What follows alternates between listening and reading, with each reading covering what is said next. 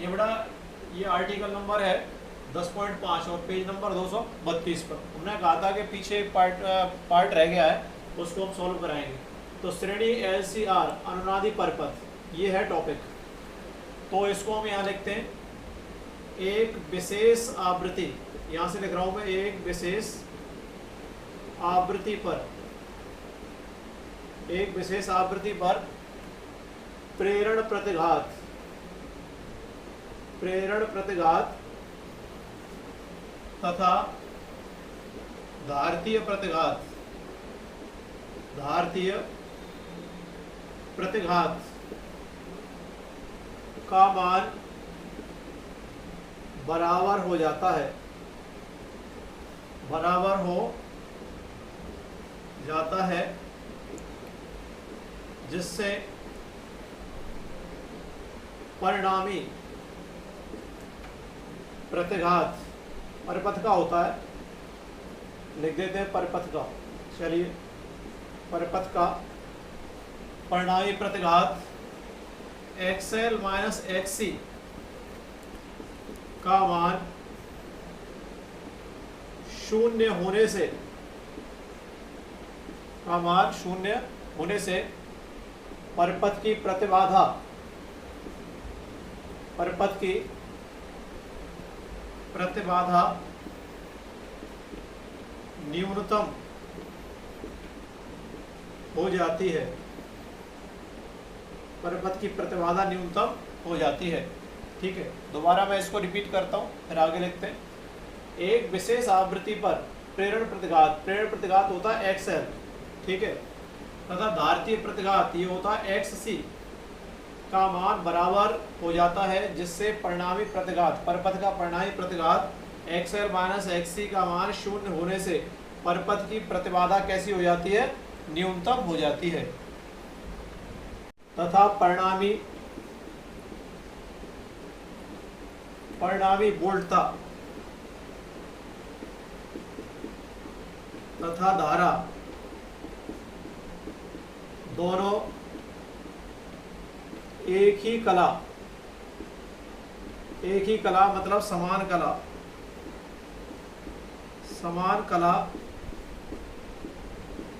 में होते हैं। कैसे होते हैं, समान कला में होते हैं। इस आवृत्ति पर, इस आवृत्ति पर परिपथ में अधिकतम धारा प्रवाहित होती है। परिपथ की इस अवस्था को, इस अवस्था को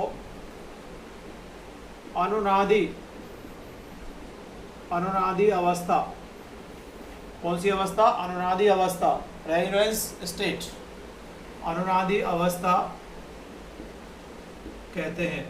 ठीक है, ये कौन सी अवस्था कहलाती है, अनुनादी अवस्था, ये LCR सर्किट के लिए होता है। तथा यह परिपथ, तथा यह परिपथ श्रेणी अनुनादी परिपथ, श्रेणी अनुनादी परिपथ कहलाता है। दोबारा से मैं इसको रिपीट कर देता हूँ।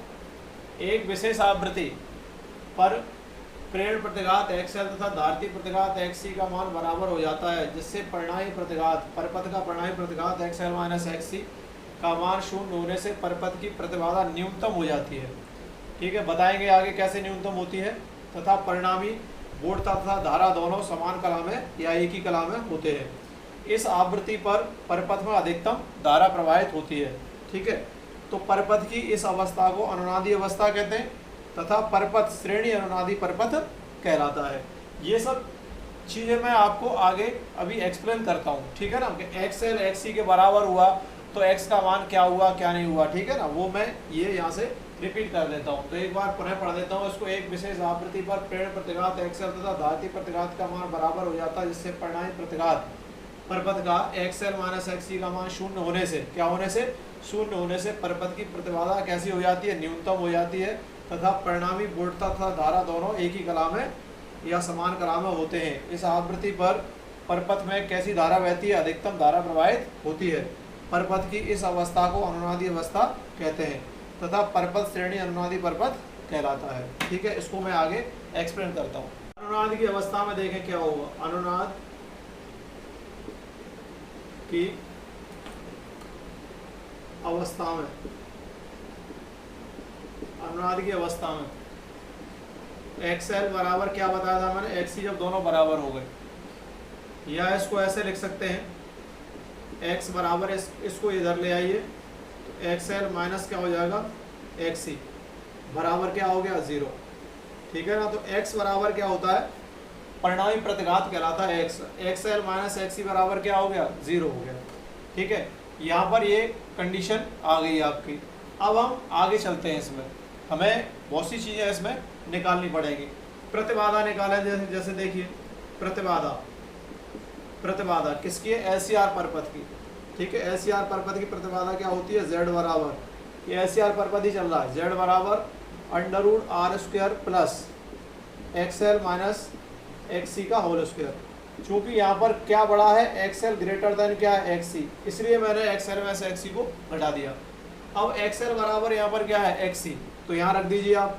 तो Z बराबर क्या हो जाएगा? अंडर यहाँ से R² plus XL minus XL, तो XL में से XL घटा दो तो Z बराबर क्या हो गया? √R² प्लस 0 हो गया ये। ठीक है, तो यहाँ पर Z मिनिमम कह सकते हैं इसको। Z मिनिमम बराबर क्या हो गया? R। ठीक है, तो प्रतिबाधा किसके बराबर हो गई? R के बराबर हो गई, क्योंकि यहाँ से ये बड़ा है और ये घट रहा है इसमें से।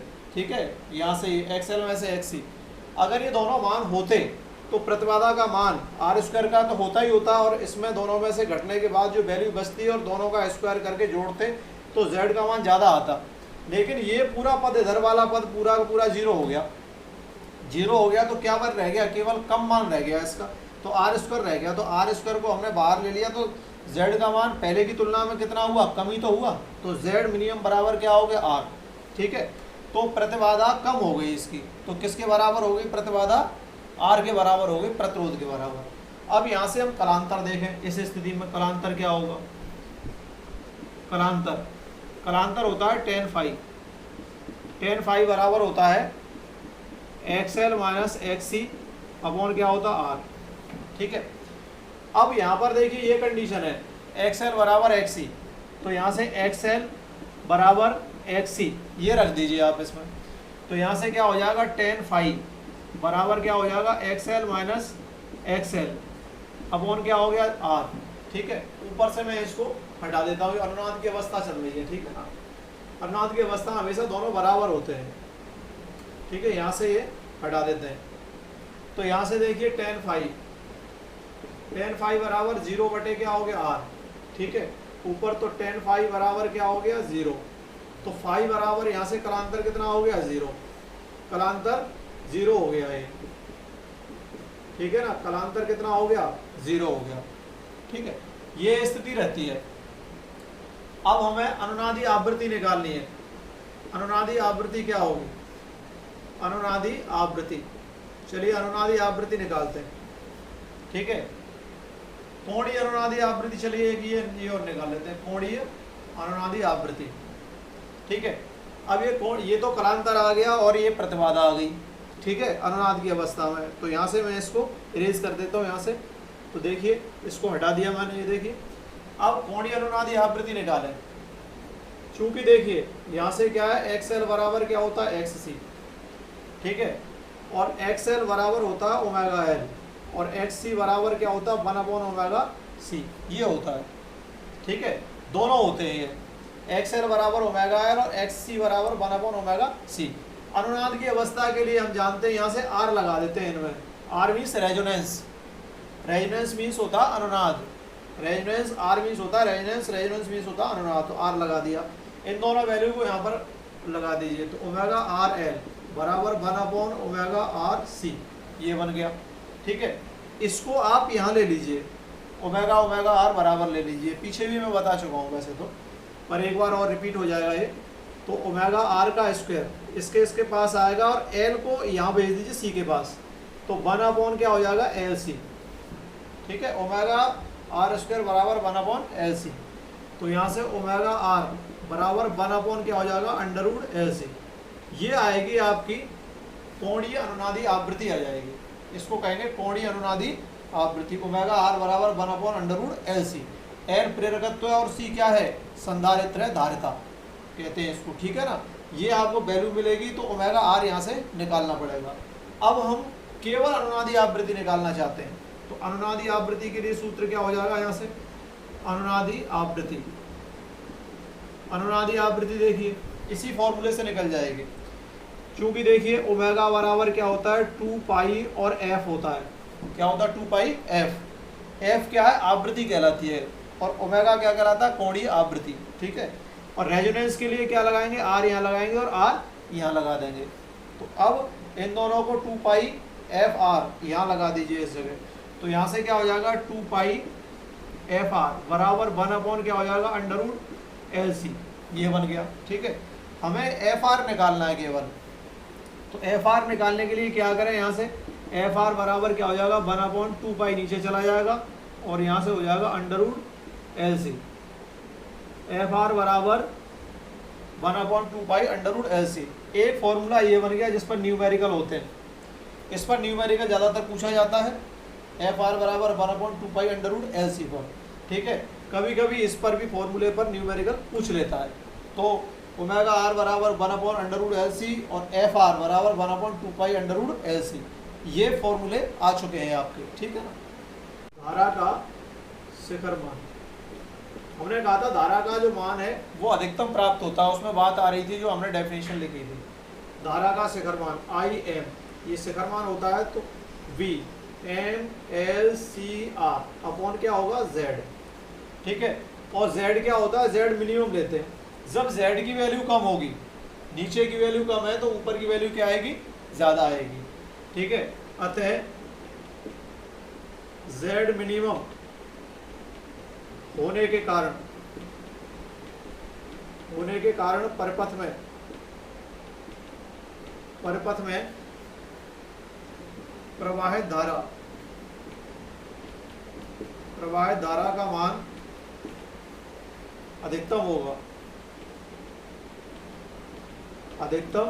होगा। ठीक है, Z मिनिमम है। ठीक है, अब यहाँ से हम IMRMS लेना चाहते हैं, तो यहाँ से BMLCR, ठीक है, अपॉन यहाँ पर क्या लिख सकते हैं, R, प्रतिरोध लिख सकते हैं यहाँ पर। ठीक है ना, ये इसमें आ सकता है। IMS मैक्सिमम लिख लो, चलिए IM मैक्सिमम बराबर ये आ सकता है। ठीक है ना, या इसको ऐसे भी लिख सकते हैं, IRMS मैक्सिमम बराबर यहाँ से आ सकता है BRMS अपॉन क्या होगा, कैपिटल R। इसको ऐसे भी लिखा जा सकता है। तो मैंने कहा धारा का जो शिखर मान है IM बराबर BMLCR अपॉन Z मिनिमम। जब Z मिनिमम है, जब ये वैल्यू कम है, तो IM की वैल्यू क्या आएगी, ज़्यादा आएगी। ठीक है, अतः Z मिनिमम होने के कारण परिपथ में प्रवाहित धारा का मान कैसा होगा, अधिकतम होगा। ये बात क्लियर हो गई पीछे वाली। ठीक है, IM मैक्सिमम बराबर BMLCR अपॉन कैपिटल R, ये बन गया। या IRMS मैक्सिमम बराबर BRMS अपॉन कैपिटल R, इसको ऐसे भी लिखा जा सकता है। इस श्रेणी अनुनादी परिपथ में जो प्रतिबाधा आई थी, श्रेणी अनुनादी परिपथ में प्रतिबाधा हमने जो अभी निकाली थी, तो मैंने यहाँ लिखा है अनुनादी अवस्था में प्रतिबाधा वक्र। तो श्रेणी अनुनादी परिपथ में प्रतिबाधा Z मिनिमम बराबर कितना आया था, कैपिटल R, ये आया था। ठीक है, तो इसके लिए हमें यहाँ पर वक्र खींचना है। तो वक्र देखिए कैसे खींचेंगे, यहाँ से ले रहा हूँ मैं। ठीक है, ये देखिए, ये तो x हो गया, तो x पर हमने ले लिया प्रतिरोध R, इधर तो हमने क्या ले लिया, प्रतिरोध R ले लिया। ठीक है, और ऊपर ले लिया हमने यहाँ पर XL हम जानते हैं कि XL ज़्यादा होता है। ठीक है ना, XL क्या होता है, ज़्यादा होता है, और यहाँ पर क्या होता है, XC होता है ये। ठीक है, तो यहाँ पर आप देखें, इस जगह जो Z का मान किसके बराबर आ रहा है, R के बराबर, तो यहाँ लिखेंगे Z मिनिमम बराबर होगा कैपिटल R। ये हो जाएगा, ठीक है। और यहाँ पर x लेंगे आप, इस पर तो हमने परिणामी प्रतिघात ले लिया और इस पर प्रतिरोध ले लिया। यहाँ पर ऊपर साइड में क्या लेते हैं, XL लेते हैं, और नीचे साइड में क्या लेते हैं, XC लेते हैं। बाई डैश पर XC लेते हैं और इस पर हमने प्रतिरोध R ले लिया, तो Z मिनिमम बराबर क्या आ रहा है, R आ रहा है। तो ये इसका क्या होगा, प्रतिबाधा वक्र होगा। श्रेणी LCR अनुनादी परपथ का प्रतिबाधा वक्र ये कहलाएगा, ठीक है ना। अनुनादी LCR परपथ का फेजर आरेख, फेजर आरेख बताता हूँ मैं कैसे है, ठीक है। देखो ये इसका मूल बिंदु है, ये क्या है, इसका मूल बिंदु है। यहाँ हमने इस पर ले लिया प्रतिरोध R, तो देखो यहाँ पर हमने प्रतिरोध क्या ले लिया, इसमें देखिए यहाँ पर R ले लिया, तो हमने इस पर R ले लिया। और ये बाई अक्ष पर क्या ले लिया हमने, यहाँ पर बाई अक्ष पर हमने परिणामी प्रतिघात ले लिया, ठीक है। अब हम देखते हैं कि VMC का मान हमेशा वोल्टता जो होती है वो धारा से π/2 कोण से पीछे होती है। तो पहले हम धारा की बात करें तो धारा देखिए IM और BM दोनों कैसे समान कला में, ये परिभाषा में बात आई थी पीछे कि धारा एवं वोल्टता दोनों समान कला में होंगे। तो धारा एवं वोल्टता दोनों समान कला में, तो एक ही लाइन पर आ गई है, BM भी आ गया और IM आ गया, ठीक है। अब ये धारा, ये दोनों समान कला में आ गए, लेकिन BMC इस धारा से और इस BMC की तुलना करें तो BMC जो है यहाँ पर क्या है, वोल्टता पीछे है π/2 कोण से। तो देखिए यहाँ से ये π/2 कोण से पीछे हो गई है, ठीक है। धारा से ये वोल्टता कितनी हो गई, π/2 कोण से कितनी हो गई, पीछे हो गई, तो मैंने π/2 कोण पीछे लिख दिया। BML हमेशा क्या होता है, धारा से π/2 कोण से आगे होती है वोल्टता। तो देखिए धारा ये है और वोल्टता ये है L वाले की, तो यहाँ से वोल्टता देखो ये रही, धारा पीछे होती है और वोल्टता कितनी होती है आगे, तो π/2 कोण से यहाँ से क्या हो गई, देखिए इस वाली लाइन से देखें, इसको देखें तो कितनी हो गई, π/2 कोण से आगे हो गई। और यहाँ पर π/2 कोण से क्या हो गई, ये वोल्टता पीछे हो गई। और ये जो कोण बनेगा यहाँ पर परिणामी के साथ में, वो क्या बनेगा, ω/t बनेगा। तो यहाँ पर धारा और वोल्टता दोनों समान कला में है, यहाँ पर प्रतिरोध हो गया, यहाँ पर परिणामी प्रतिघात हो गया, यहाँ BMC नीचे लेते हैं हमेशा और ये BML ऊपर लेते हैं। और इससे देखो कितने कोण पर है, ये π/2 कोण पर है, और ये कितने कोण पर है, ये π/2 कोण पर है, ठीक है। तो पूरे के बीच में कितना कोण बन रहा है, देखो यहाँ से यहाँ तक पूरा अगर देखा जाए तो पाई कोण हो गया कि नहीं हो गया। BML और BMC दोनों के बीच में कितना कोण हो गया, पाई। अब यहाँ से भी देखें XL और XC के बीच में कितना कोण हो गया, देखो ये कोण बन गया कितना, π/2, और ये कोण बन गया π/2, ठीक है ना। तो π/2 मिला के कितना कोण हो गया, पाई हो गया, जो कि BML और BMC के बीच में पाई का कोण बनता है दोनों के बीच में। ये सीधी लाइन दिखाई दे रही है आपको, ये π/2 और ये π/2 कोण, तो ये फेजर आरेख हो गए दोनों, ठीक है ना। और ये क्या हो गया, प्रतिबाधा वक्र, श्रेणी अनुनादी LCR परपथ का ये तो प्रतिबाधा वक्र है और ये फेजर आरेख है, ठीक है। पीछे थ्योरी में भी बताया था कि इसमें जो परपथ में श्रेणी LCR अनुनादी परपथ में जो धारा प्रवाहित होती है उसका मान क्या होता है, अधिकतम होता है, क्योंकि Z मिनिमम होता है। तो धारा इसमें बढ़ते क्रम में होगी, तो धारा का मान इस तरीके से इसमें ऐसे बढ़ते क्रम में होगा। यहाँ पर जो स्थिति होगी वो अनुनाद की अवस्था होती है, ये अनुनाद की अवस्था बिल्कुल हाईएस्ट पॉइंट पर, तो यहाँ से इसको हम FR लिख सकते हैं। तो ये जो ये धारा है, धारा हमने ले लिया यहाँ पर IRMS का मान किस पर ले लिया, Y अक्ष पर ले लिया, X अक्ष पर क्या ले लिया हमने, आवृत्ति ले ली, ठीक है। ये तो हो गई X अक्ष हो गई आपकी, और ये Y अक्ष ये हो गई, ठीक है ना। ये Y अक्ष हो गई, IRMS Y अक्ष पर है और आवृत्ति किस पर ले ली हमने, X अक्ष पर। हमने कहा था कि हमेशा जो धारा का मान है वो इस श्रेणी LCR अनुनादी परपथ में धारा का मान अधिक प्रवाहित होता है, ठीक है। तो यहाँ से IRMS में पीछे भी ये सूत्र लिखा है, IRMS मैक्सिमम बराबर BRMS अपॉन क्या लिखा R, ठीक है ना। तो इस तरीके का ग्राफ आएगा, देखो यहाँ से ये ग्राफ उठेगा ऊपर और धारा अधिकतम आएगी, अनुनादी आवृत्ति यहाँ पर अधिकतम है और धारा भी अधिकतम ही होगी। देखो ऐसे चलेंगे बाई अक्ष पर ऊपर की तरफ तो धारा बढ़ेगी, तो यूँ चलेंगे तो ग्राफ इस तरीके से आएगा इस पर, ठीक है ना। तो आवृत्ति ये है और इस पर जो धारा है वो क्या है, अधिकतम होगी। तो IRMS मैक्सिमम बराबर BRMS अपॉन कैपिटल R। तो मैंने यहाँ लिखा है श्रेणी LCR परपथ में प्रत्यावर्ती वोल्टता की आवृत्ति F और परपथ में प्रवाहित धारा IRMS के मध्य ग्राफ, आवृत्ति के मध्य और IRMS के मध्य ग्राफ मैंने ये लिया है, ठीक है ना। अब हम आगे ले रहे हैं, एक ग्राफ और ले रहे हैं, ठीक है ना, और इसके बाद ये टॉपिक फिनिश हो जाएगा, ठीक है। तो ये इस तरीके का ग्राफ आएगा। दूसरा ग्राफ देखिए, Z व आवृत्ति F के मध्य ग्राफ, आवृत्ति F के मध्य ग्राफ, ठीक है, यहाँ पर। अब प्रतिबाधा Z, अब देखिए यहाँ से ये दो अक्ष ले रहे हैं हम, ये तो हो जाएगी x अक्ष हो जाएगी आपकी, ठीक है ना, और ये क्या हो जाएगी आपकी y अक्ष हो जाएगी, और ये क्या हो जाएगा मूल बिंदु हो जाएगा, ठीक है। तो यहाँ से जो इस पर लेंगे हम वो क्या लेंगे Z लेंगे प्रतिबाधा, और इस अक्ष पर क्या लेंगे हम आवृत्ति लेंगे F। से जो आवृत्ति है वो आवृत्ति घटेगी इसकी, ठीक है ना, तो इस तरीके से ये वैल्यू आएगी यहाँ से, ये ठीक है ना। ये देखिए आवृत्ति क्या है, आवृत्ति इस आवृत्ति ये वाली है, इस पर प्रतिबाधा का मान क्या होता है, कम होता है। तो यहाँ से मैं लिखता हूँ Z मिनिमम बराबर क्या लिखेंगे यहाँ पर कैपिटल R, ये Z मिनिमम बराबर कैपिटल R, ठीक है। तो प्रतिबाधा Z और आवृत्ति F के मध्य ग्राफ, F हमने किस पर लिया x अक्ष पर, Z हमने प्रतिबाधा किस पर ले ली y अक्ष पर, और यहाँ पर देखेंगे Z मिनिमम इस तरीके से, तो Z मिनिमम बराबर क्या है कैपिटल R है ये, ठीक है। इस तरीके से ग्राफ आ जाएगा, ठीक है। ये आपका पूरा टॉपिक फिनिश हो गया। इसके बाद मैं कुछ एक दो तीन एग्जांपल बचे हुए हैं वो कराऊंगा, फिर एक इम्पोर्टेंट टॉपिक और कराएंगे बेटा आपको, ठीक है ना। Thank you.